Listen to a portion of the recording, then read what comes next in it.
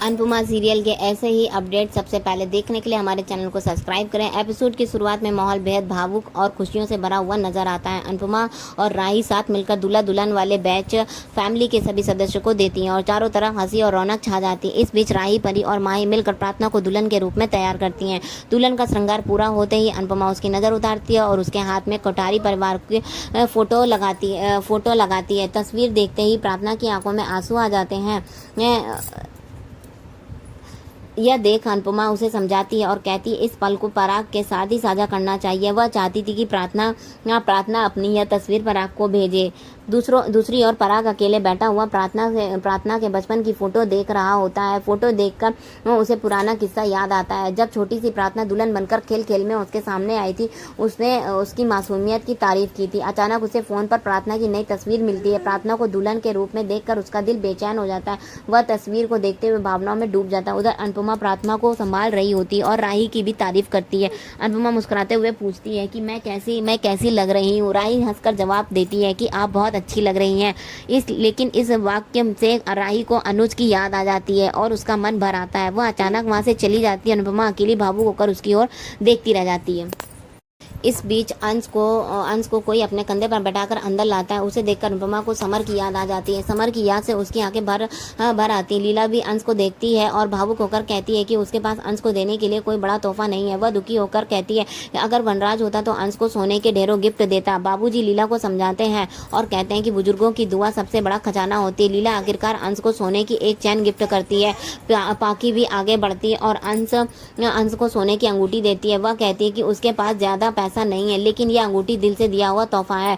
तोसू की आंखें भी भर आती हैं। वह कहता है कि बेटा बड़ा होकर वह अपना फर्ज नहीं निभा पाया है। आज भी वह स्ट्रगल कर रहा है, लेकिन जिस दिन सफल होगा उस दिन अंश को यूरोप ट्रिप पर भेजेगा। यह सुनकर सब भावुक हो जाते हैं। प्रेम भी अंश के पास जाता है और प्रार्थना के बचपन की चीजें उसे गिफ्ट करता है। दोनों एक दूसरे को गले लगाते हैं। भोज कहता है कि वह कोई गिफ्ट तो नहीं लाया, लेकिन अंश ने उसकी माँ को रेसिपी वाला अचार जरूर भेजेगा। जिग्नेश भी अंश को बड़ी घड़ी गिफ्ट करता है और किंजल भी उसे एक प्यारा सा तोहफा देती है। इसी दौरान तोसू अपनी भावनाओं को रोक नहीं पाता और कहता है कि उसे समर की बहुत याद आ रही है। किंजल उसकी बात में जोड़ती है कि उसे डिम्पल की बहुत याद आ रही है। यह सुनकर राही भी चौंक जाती है। उसे डिम्पल के हादसे की याद आ जाती है। किंजल राही को देखती है और कहती है कि तुम भी बिना गलती के इल्जाम झेल चुकी हो। वही दर्द अब मम्मी झेल रही हैं। राही जवाब देती कि हादसा सिर्फ एक्सीडेंट का था, जिसमें उसकी कोई गलती नहीं थी, लेकिन आर्यन की मौत सिर्फ मम्मी की लापरवाही का नतीजा था। इस बात से माहौल में खामोशी छा जाती है। अनुपमा इस पल को संभालने की कोशिश करती है। वह अंश से कहती है कि दुनिया से जाने वाले सिर्फ आंखों से दूर होते हैं, दिल से कभी नहीं। लीला को वनराज और समर की यादें घेर लेती हैं और वह रोने लगती है। उधर पराग फिर से प्रार्थना की यादों में डूबा हुआ है। उसे वह समय याद आता है जब दोनों लोग लुका छुपी खेल रहे थे। पराग ने छोटी प्रार्थना से कहा कि तुम मेरी नज़रों से कभी दूर मत जाना, और प्रार्थना ने वादा किया था। उसे भी पराग से वादा लिया था कि जब भी वह बुलाएगी पराग हमेशा उसके पास आएगा। यह उसे अंदर से खुश कर देती है, लेकिन साथ ही वास्तविकता का एहसास उसे दुखी कर देता है। दूसरी तरफ राही अंश के पास आती है। वह उसकी कलाई पर एक धागा बांधती है और कहती है कि उसे बुरी नज़र से बचाएगा। अंश और राही गले मिलते हैं और वहां मौजूद सभी लोग खुश हो जाते हैं। इसके बाद अनुपमा अंश को तैयार करती है और उसे साफा पहनाती है, तो उसे तैयार करते हुए फिर से समर की यादें आज सामने आ जाती हैं। वह अंश की नज़र उतारती है और कहती है कि ऐसा लगता है जैसे समर तुम्हारे रूप में वापस आ गया हो।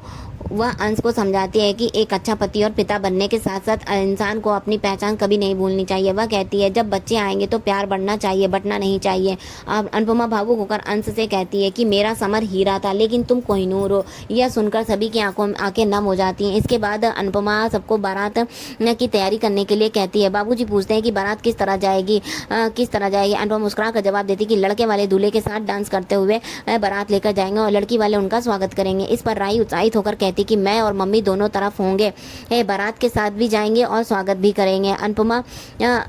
अनुपमा भी उसकी बात से सहमत होती है, लेकिन दोनों कुछ पल के लिए असहज हो जाती हैं। इस बीच जिग्नेश की आंखों में आंसू बहने लगते हैं। माहौल एक बार फिर से भावुक हो जाता है। खुशियों और आंसुओं के बीच यह जश्न आगे बढ़ता है और परिवार की एकता और रिश्तों की अहमियत सबके सामने दिखाई देती है। जिग्नेश की आंखों में आंसू देखकर बाबूजी कारण पूछते हैं, तो वह मजाकिया अंदाज में कह देता है कि मेरी विदाई हो रही है, इसलिए मैं रो रहा हूँ। वह हंसते हुए जोड़ता है कि उसकी दीदी घर से जमाई राजा बनकर भेज रही थी। यह सुनकर वहाँ मौजूद सब हंस पड़ते हैं, लेकिन लीला तुरंत उसे चुप रहने के लिए कहती है। जिग्नेश और मनोहर जी भी मजाक भरी बातचीत से माहौल हल्का हो जाता है। वहीं तुरंत दूसरी तरफ पराग गंभीर माहौल में खड़ा होकर गौतम और मोटी बा की बातें सुन लेता है और गौतम कहता है कि चाहे कागज वापस कर दिए जाए, लेकिन उससे उसकी औलाद के साथ उसका रिश्ता खत्म नहीं हो सकता। मोटी बा साफ साफ कहती है कि वह बच्चा हमारे पास ही रहेगा। आज भले ही प्रार्थना ने साइन करने से मना कर दिया, लेकिन वह बच्चा हम हर हाल में लेकर रहेंगे। यह सुनकर पराग का दिल दहल जाता है। वह गुस्से में उनसे सवाल करते हैं कि आखिर आप लोग वहाँ करके क्या आए हैं? आज प्रार्थना की शादी का दिन है, आप उससे बच्चा मांगने चले गए। गौतम ताव में आकर कहता है कि वो बच्चा उसका है। पराग उसे तुरंत रोकता है। वह कहता है कि जब प्रार्थना खुद कह रही थी कि बच्चा तुम्हारा है, उसने समय तुमने सबके सामने साफ इनकार कर दिया और कह दिया कि वो बच्चा अंश का है। अब अचानक यह कैसे कह सकते हो कि बच्चा तुम्हारा है? पराग उसे खरी खोटी सुनाते हुए पूछता है, क्या तुम्हारा कोई एक पक्ष नहीं है? मोटी बात बीच में बोल पड़ती कि उस समय जमाई जी की सच्चाई का पता नहीं था, लेकिन अब यह स्पष्ट है। पराग दृढ़ आवाज में कहता है कि यह बच्चा सिर्फ और सिर्फ प्रार्थना का है और किसी का नहीं। मोटी बा तर्क देती है, ऐसा किसने कहा कि बच्चे पर माँ का सबसे बड़ा हक है? पराग शांत लेकिन सख्त लहजे में कहता है कि जब मेरी बात आती है तो सबसे ज्यादा हक जताने वाली आप ही होती हैं। अगर इस उम्र में बेटे पर आप अपना हक नहीं छोड़ सकती तो प्रार्थना अपने छोटे से बच्चे पर हक कैसे छोड़ेगी? अगर आपको बेटी की खुशी में शामिल नहीं होना तो मत होइए, लेकिन वहां जाकर उसे दुखी करने का हक आपको किसने दिया? उसकी बातें सुनकर सब खामोश हो जाते हैं। ख्याति तुरंत कहती है कि अगर हम वहां नहीं जाते तो हमें अनुपमा के इरादों के बारे में पता नहीं चलता। वह माही को हमसे छीनने की कोशिश कर रही है। ख्याति को कहना है कि अनुपमा माही के दिमाग में दूसरी शादी का ख्याल डाल रही है। गौतम यह सुनकर चौंक जाता है और कहता है कि उसे इस बात का अंदाजा तक नहीं था। ख्याति तुनक कर कहती है कि अनुपमा ने खुद दो शादियां की हैं, इसलिए उसे रिश्ते नाते बस खेल लगते हैं। यह सुनते ही पराग कहता है कि मैंने भी तो 2 शादियां की हैं, तो क्या मेरे लिए भी रिश्ते खेल है? उसकी बात सुनकर मोटी बात तैश में आ जाती है और कहती है कि तुम हमेशा अनुपमा की तरफदारी क्यों करते हो? पराग शांति से जवाब देता है कि वह किसी की तरफदारी नहीं कर रहा, बस गलत को गलत कह रहा है। माही के आगे पूरी जिंदगी पड़ी है, अगर वह चाहे तो दूसरी शादी करना उसका हक है और इसमें किसी को आपत्ति नहीं होनी चाहिए। पराग की ये बातें सुनकर मोटी बा और ख्याति हैरान रह जाते हैं। इसी बीच दूसरी तरफ माहौल थोड़ा हल्का हो जाता है। प्रेम और राही आपस में हंसी मजाक करने लगते हैं। राही मजाकिया लहजे में कहती है, देखो बारात में लड़के वालों के सामने लिमिट में रहना और स्वागत अच्छे से करना। प्रेम भी उसी अंदाज में कहता है कि चिंता मत करो, हम आपको शिकायत का कोई मौका नहीं देंगे। दोनों की बातचीतें सुनकर वहाँ मौजूद लोग मुस्कुरा देते हैं, लेकिन उसे पल मोटी बा का गुस्सा कम नहीं होता। वह साफ कहती है कि इस घर की बहू सिर्फ माँ रहेगी और प्रार्थना का बच्चा कभी उन गरीबों के घर में नहीं पलेगा। वह ठान लेती है कि उस बच्चे को लाने के लिए चाहे जो करना पड़े वह करेगी। गौतम भी उस जिद में कह देता है कि उसका बच्चा चाहिए, वह पीछे नहीं हटेगा। पराग अब हैरान और सहन नहीं कर पाता। सख्त लहजे में कहता है कि प्रार्थना का बच्चा उसी के पास रहेगा, अगर इसके लिए मुझे किसी भी हद तक जाना पड़ेगा तो मैं जाऊंगा। उसकी बात सुनकर गौतम स्तब्ध रह जाता है और कुछ नहीं बोल पाता। सभी के चले जाने के बाद गौतम बड़बड़ाता है कि घर के बाकी लोग भले ही अपना बंद बदल रहे हों, लेकिन वह नहीं बदलेगा, अपनी जिद पर पीछे नहीं हटेगा। दूसरी ओर अनुपमा और राही बारात की तैयारियों में जुटी होती हैं। बैंड बाजों की आवाज गूंजने लगती है। पूरा माहौल उत्सव जैसा हो जाता है। सभी लोग खुशी खुशी डांस करने लगते हैं। प्रार्थना कमरे में बैठी बारात की आवाज सुनती है और उसका चेहरा खुशी से खिल उठता है। वो अपने परिवार की फोटो को देखती है और भावुक हो जाती है। बारात में सभी झूम झूम कर नाच रहे होते हैं। अनुपमा भी नाचने लगती है और उसी पल उसे समर की बारात की याद आ जाती है।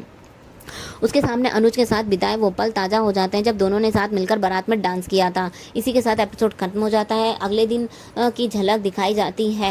मधुपर्का की रस्म के दौरान लीला मोटी बा को वीडियो कॉल करके सब कुछ दिखा रही होती है। कैमरे में साफ साफ दिखता है कि राजा अंश के पैर धो रहा है और यह दृश्य देखकर भावुक कर देता है। इसके बाद अचानक काम करते वक्त अनुपमा की साड़ी का पल्लू दीपक पर गिर जाता है, उसमें आग लग जाती है। यह देखकर राई घबरा जाती है, तुरंत अनुपमा को मम्मी कहकर पुकारती है। वह दौड़कर पानी से आग बुझाती है और अनुपमा को गले लगा लेती है। अनुपमा उसे आश्वासन देती है कि वह ठीक है, लेकिन राही डरते हुए कहती है कि आपको ध्यान रखना चाहिए था, अगर आपको कुछ हो जाता तो मेरा क्या होता।